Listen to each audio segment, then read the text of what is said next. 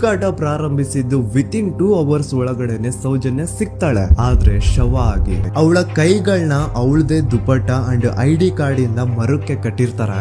ಅವಳ ಬಾಡಿ ಎಲ್ಲ ನೇಕೆಡ್ ಇರುತ್ತೆ, ಮೈ ಮೇಲೆ ಸರಿಯಾದ ಬಟ್ಟೆ ಇರಲ್ಲ, ಮೈ ಮೇಲೆ ಮಲ್ಟಿಪಲ್ ಕಟ್ ಮಾರ್ಕ್ಸ್ ಇರುತ್ತೆ, ತುಂಬಾ ಜೋರಾಗಿ ಹೊಡೆದಿರುವಂತಹ ಗಾಯಗಳು ಮೈ ಮೇಲೆ ಎದ್ದು ಕಾಣಿಸ್ತಿರ್ತವೆ. ಅವಳ ರಿಪ್ಸ್ ಎದೆ ಭಾಗದ ಮೂಳೆಗಳೆಲ್ಲ ಮುರಿದು ಹೋಗ್ಬಿಟ್ಟಿರ್ತವೆ. And most brutal part is ಅವಳ ಯೋನಿ, ಅವಳ ಏನಿತ್ತೋ ಅದ್ರ ಒಳಗಡೆ 6 ಇಂಚ್ ಮಣ್ಣು ತುಂಬಿರ್ತಾರೆ. ಹಾಗಿದ್ರೆ ರಿಯಲ್ ಆರೋಪಿ ಯಾರು? ಪೊಲೀಸ್ ಅವರು ಯಾಕೆ ಕೇಸಲ್ಲಿ ಇಷ್ಟೊಂದು ಅನ್ಫೇರ್ ಇನ್ವೆಸ್ಟಿಗೇಷನ್ ಮಾಡಿದ್ರು? ಯಾರ ರಿಯಲ್ ಹೆಸರನ್ನ ಮುಚ್ಚಿಡ್ಲಿಕ್ಕೆ ಪೊಲೀಸ್ ಆಫೀಸರ್ಸ್ ಈ ಒಂದು ಕೇಸಲ್ಲಿ ಸಂತೋಷ್ ರಾವ್ನ ಸಿಗ್ಹಾಕ್ಸಿದ್ರು? ನೋಡಿ, ಆ ಊರಲ್ಲಿ ಆ ಪೊಲೀಸ್ ಆಫೀಸರ್ಸ್ ಗೆ ಲಂಚ ಕೊಡೋಷ್ಟು, ಒಂದು ಪೊಲೀಸ್ ಇನ್ವೆಸ್ಟಿಗೇಷನ್ ನ ಸ್ಟಾಪ್ ಮಾಡೋಷ್ಟು ಅಥವಾ ಇನ್ವೆಸ್ಟಿಗೇಷನ್ ನ ಮಿಸ್ಲೀಡ್ ಮಾಡೋಷ್ಟು ಇನ್ಫ್ಲೂಯೆನ್ಸ್ ಆಗ್ಲಿ, ಪವರ್ ಆಗ್ಲಿ ಅಥವಾ ಮನಿ ಆಗ್ಲಿ ಊರಿನ ಗೌಡ್ರ ಹತ್ರ ಮಾತ್ರ ಇದ್ದಿದ್ದು. ಹಾಗಿದ್ರೆ ರಿಯಲ್ ಆರೋಪಿ ಯಾರು? ನೆನಪು ಮಾಡ್ಕೊಳ್ಳಿ, 11 ಅಕ್ಟೋಬರ್ 2012 ಸಂಜೆ 5 ಗಂಟೆ ಹಾಗೆ ಬಾಹುಬಲಿ ಬೆಟ್ಟದಲ್ಲಿ ಸಂತೋಷ್ ರಾವ್ ತನ್ನ ಪಾಡಿಗೆ ತಾನು ಸೀನರೀಸ್ ನ ಎಂಜಾಯ್ ಮಾಡ್ಕೊಂಡು ಸುಮ್ನೆ ಕೂತಿರ್ಬೇಕಾದ್ರೆ ಅವನ ಹತ್ರ 5 ಜನ ಕಿಡಿಗೇಡಿಗಳು ಬಂದು ಜಗಳ ತೆಗಿತಾರ. ಆ